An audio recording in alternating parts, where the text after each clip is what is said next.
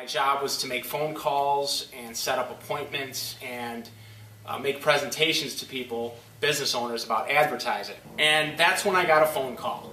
And it was from my old friend from seminary way back in 1998. His name's Leo Okonkwo. And we met at Mount St. Mary's Seminary, which is in Maryland, back in 1998.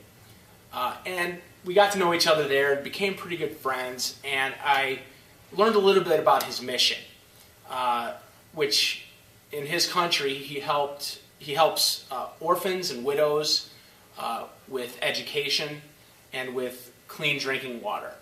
So Leo started out digging wells for clean water for these widows and orphans, because it was common in Nigeria, in the villages, to drink water out of streams and ponds and contract fatal diseases from this water. So over the years between my time in seminary, where I met Leo, and this phone call, I had stayed in contact with him and helped him out with a donation here or there when I could. But when he called, I hadn't spoken with him for quite a while, a few years. And he said to me, "Nick, I need your help, and I need to come and visit you in Chicago. The Nigerian government is threatening to shut down my orphanage school. And unless I build a new kindergarten school building, they're going to shut down my mission, or they're threatening to. And so I need to come and visit you and help make contacts for myself."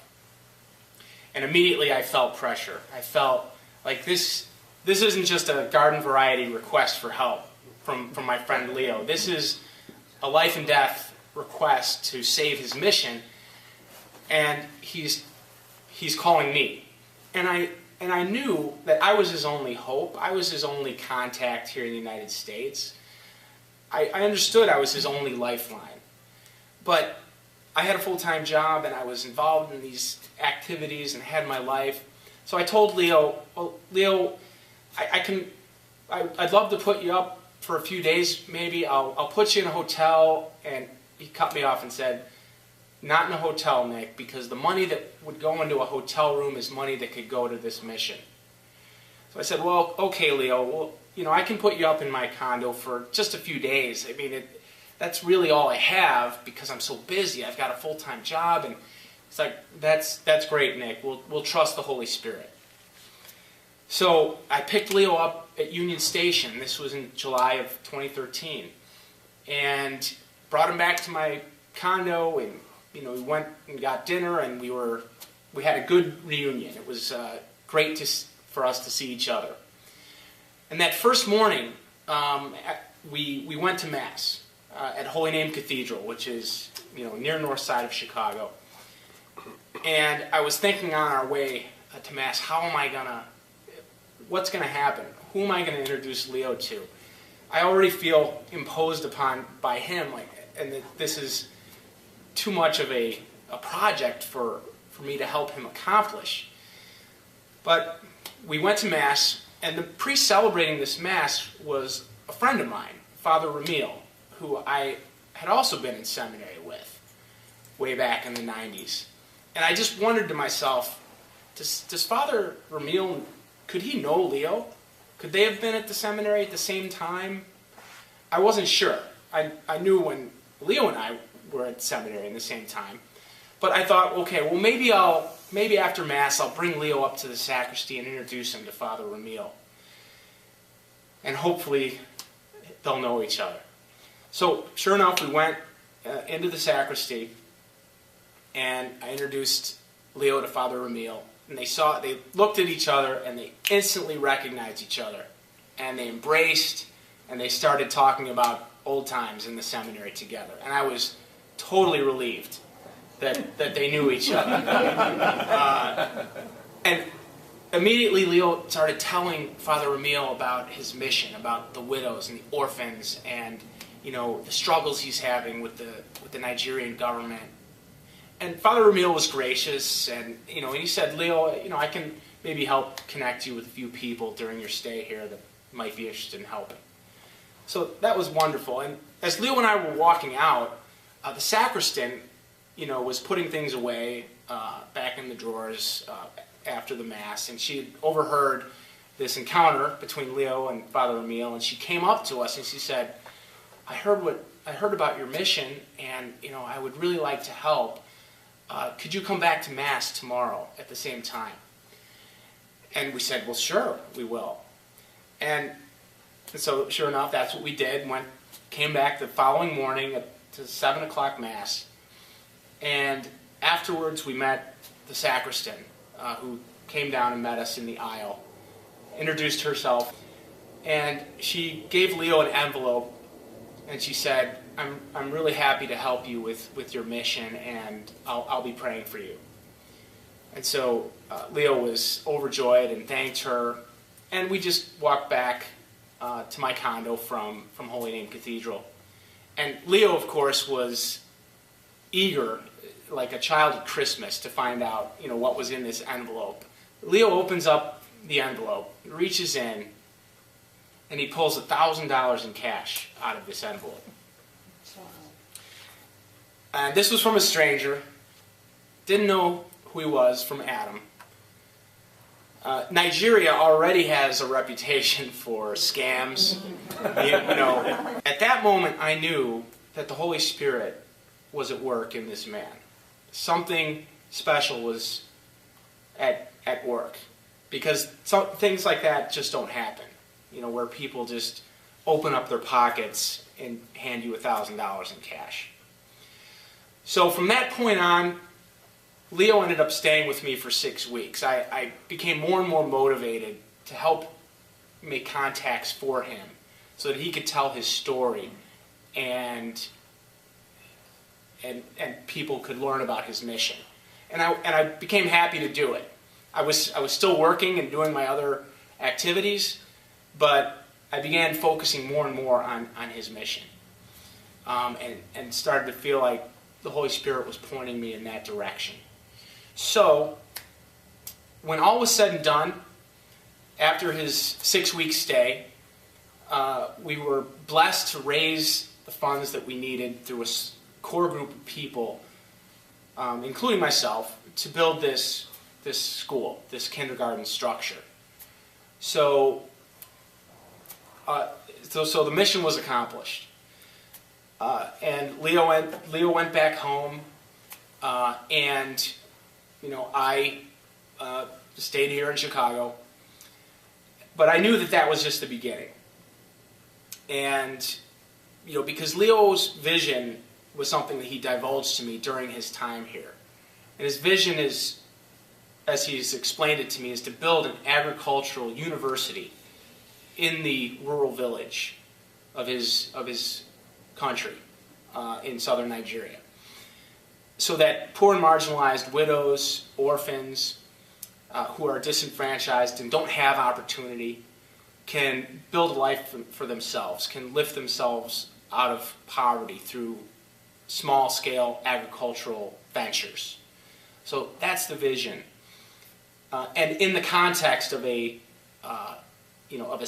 spiritual community, that are caring for them and teaching them about the love of Jesus Christ.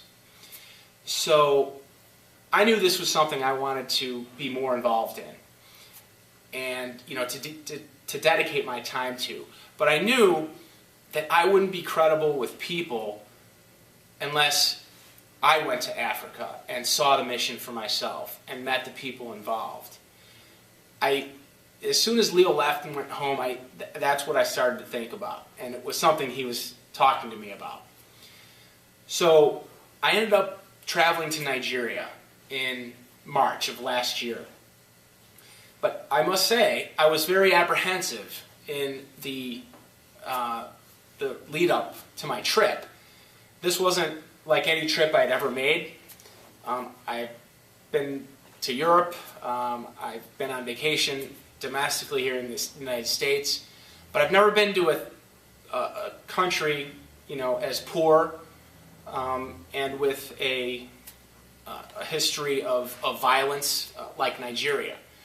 I knew that armed robberies and kidnappings of tourists was relatively common in Nigeria. I also was very aware of terrorist activity in Nigeria. In the northern region of Nigeria, the Islamist terrorist group Boko Haram has been wreaking havoc since 2009. So I was aware of this, and it gave me this sense of apprehension, about making this trip. And so I remember driving home to where my parents live in Oak Lawn the day of my flight. They were going to drive me to O'Hare. And my father was holding the newspaper, I think it was the Tribune, and he read an article about a recent bombing that happened in Nigeria, and read it out loud as I was standing there. And then he puts the newspaper down. He says, "Nick, are you sure you want to make this trip?" And my mom looked at me and said, "This is what scares me." And I reassured them in the best way that I could. And I said I spoke with the American Embassy in Lagos in Nigeria, and they said Americans travel relatively safely here in Nigeria without much problem. So I was able to calm them down, with that information, and that's what I was using to calm myself down also. So I made the hour-long flight to Atlanta, and then the 10-hour flight from Atlanta to Lagos in Nigeria, and arrived there.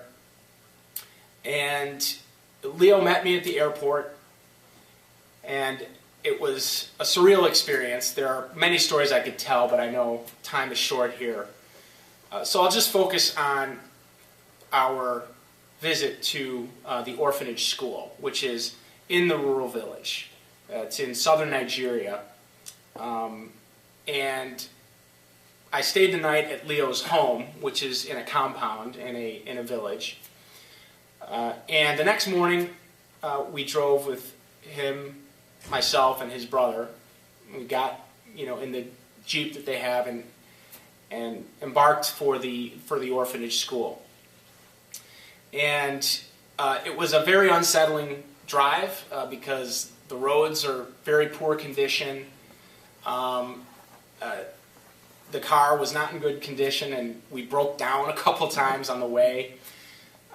When we finally got to the village, the area, we drove in off a main road, and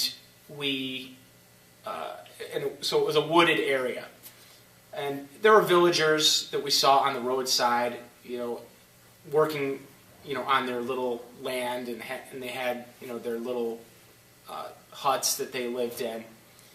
And as they saw me in the car with Leo and his brother, they would shout out to us, "Anochua, Anochua," which I looked at Leo and asked him, what does that mean? And he said it meant, "Hello, white man. Hello, white man." So I thought, okay, that's good. It sounds like a greeting more than a threat. So we finally got to the orphanage, and we drove up, and I got out of the car with Leo and his brother, and I could see around the school building. This was the new kindergarten school building that HEAL had built. And HEAL is the organization, the charity that we founded. And all the children were out in front of the school building, about 80 of them. And as soon as I got out of the car, they all started clapping and singing just for me. And I was overwhelmed. And the song that they sang for me went like this. You are welcome in the name of the Lord. You are welcome in the name of the Lord. I can see in you the glory of the Lord. You are welcome in the name of the Lord. Clapping. It was beautiful. All made sense to me now. I felt that I had come to a destination, and that my faith was rewarded, with this tremendous welcome, from these children who didn't know who I was. And all I did was give Leo a little space to work, and I saw the Holy Spirit begin to work. And amazing things have happened. I had to make a few leaps of faith in the mission work I've been doing with Leo. So that's my presentation.